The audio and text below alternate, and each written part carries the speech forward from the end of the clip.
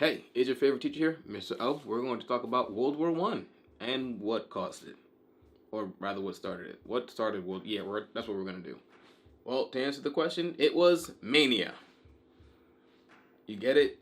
You don't get it. It's okay. It's fine. It's all right. But I need to explain what is mania. The first letter in mania is M, and M stands for militarism.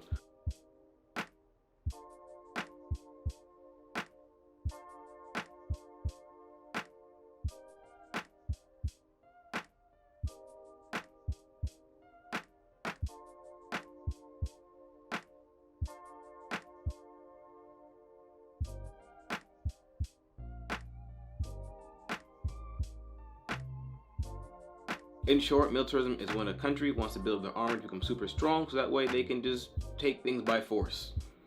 You know, like America does. No tea, no shade. Moving on to the second letter in mania, and that would be alliances.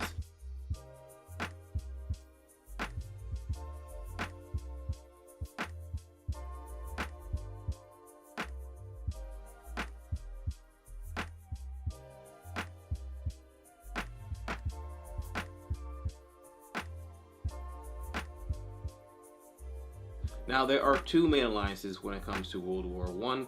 There is the Allied powers, and then there are the Central powers. In this corner, we have the Allied powers, featuring the following super countries: Great Britain, France, Russia, Japan, and later on the big dog, United States of America.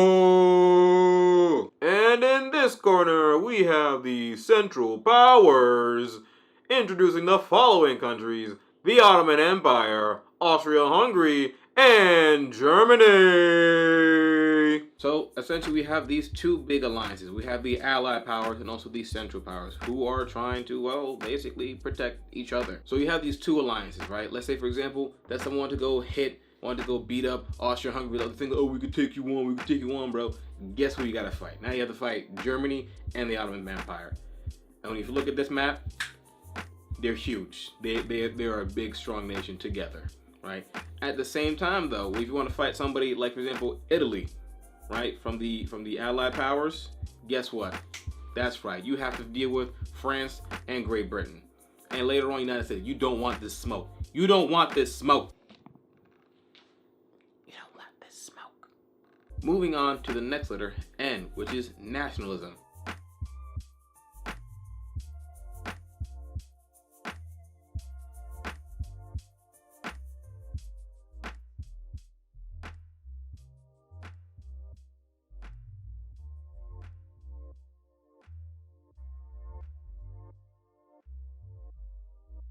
Nationalism, well, it's just pride and love for your country. But that's what nationalism is. It is believing that your country is the best and no one can beat it. So you have all this pride and all this gumption, this oomph, this gusto, this je ne sais quoi about you. We're just kind of like, hey, who can beat me? So the next letter in mania is I, which stands for imperialism.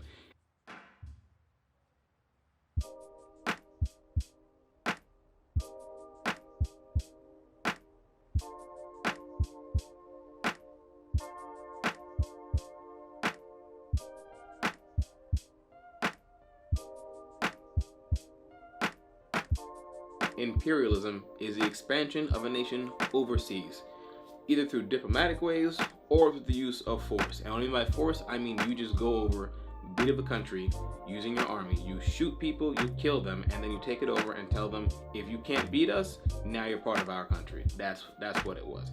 You either do that, or you could lie and say, like, hey, we're gonna make a deal. You give me your land, and I'll give you $10, and it'll be fair. The deals were never fair. So at this time, many European countries, including Germany, Great Britain, France, just to name a few, were going over to other countries and just taking them over.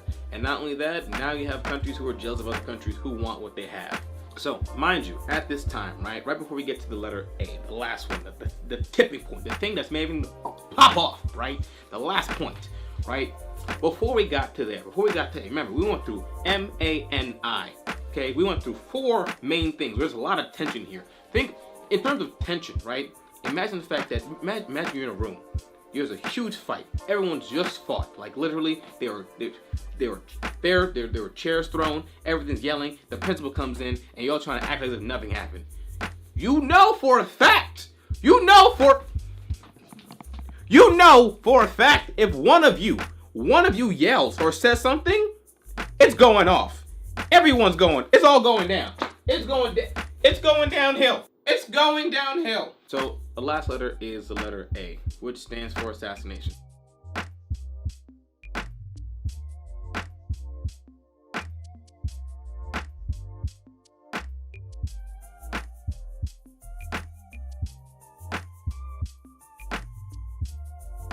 Assassination of 2 people in particular.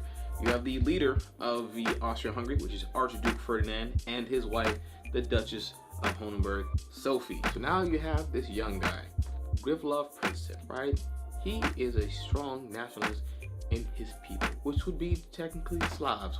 Which they wanted to do? They wanted to go and form their own country. They wanted to make their own country, which would be Yugoslavia. That's what they wanted to do.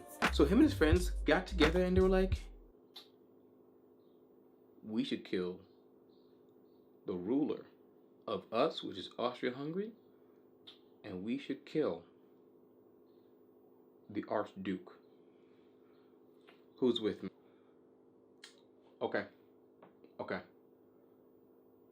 I'm in. So then on June 28th, 1914, Grivlov Princip shot and killed Archduke Franz Ferdinand and his wife Sophie, Duchess of Hohenberg.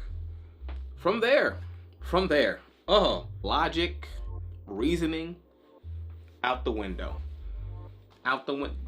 Guess who left the chat?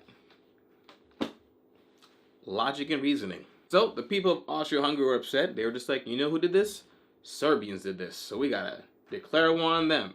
And then Serbia was like, you're declaring war on us? We're declaring war on you. And because Serbia declared war on Austria-Hungary, guess who's coming to the party? That's right, you have Germany coming to the party and the Ottoman Empire coming to the party. Now, because there are 2 huge people coming to the party, France and Great Britain were like, excuse me, you're not gonna come in and just go beat up our friend Serbia. That's not what's going to happen. So they joined and declared war. Also, Russia declared war too. Italy was like, hey, everyone's having a pizza party without me. I'm gonna join in too. And then you have Japan. Japan. Look at the map, Japan. You are miles away, but you're like, we're joining the war too. It's stressful out here. World War I is stressful. I'm stressed. I need to go take a nap. That's what I need to do. I need to go take a nap because World War I, stressful. That was a trip. That was a whole thing. I don't know how to end this video now, but it's over. All right, well, that's been Mr. O, and that is the introduction to World War I and why it started. Have a good day.